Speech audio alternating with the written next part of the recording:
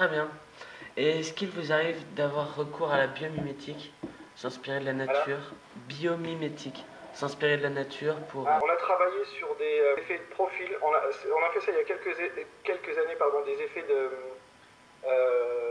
aspect de surface ou rugosité de certaines pièces. Notamment, on l'a fait sur les pneus. Il y a pas mal de choses qui sont sur les écoulements. Il y a pas mal de principes ou d'idées qui viennent de certains poissons, des requins, du fonctionnement de certaines écailles pour essayer d'optimiser les écoulements.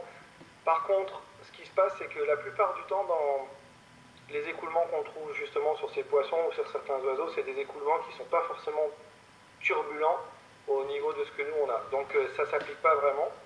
Je pense qu'il y a une dizaine d'années, le team Williams a travaillé sur un aileron avant et qu'ils ont appelé Manta, parce que ça venait en fait de la forme de la partie avant d'une raie Manta, avec ce profil typique de la raie Manta, et ça n'a pas été très concluant. Et enfin, euh, pensez-vous que l'aérodynamisme est l'une des choses principales dans la voiture, ou est-ce que le moteur ou d'autres principes sont beaucoup plus importants? So, chez nous, il y a l'aérodynamisme, c'est 80% de la performance de la voiture.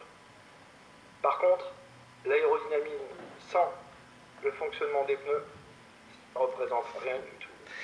Donc en fait, les deux grands axes de développement en F1, c'est le pneumatique, ou sa compréhension, ou la compréhension des mécanismes d'adhérence, et l'aérodynamique. Ce sont les deux grands principes, ou les deux grands domaines sur lesquels on travaille. Ah, très bien, merci beaucoup. Très bien. Au revoir. Au revoir.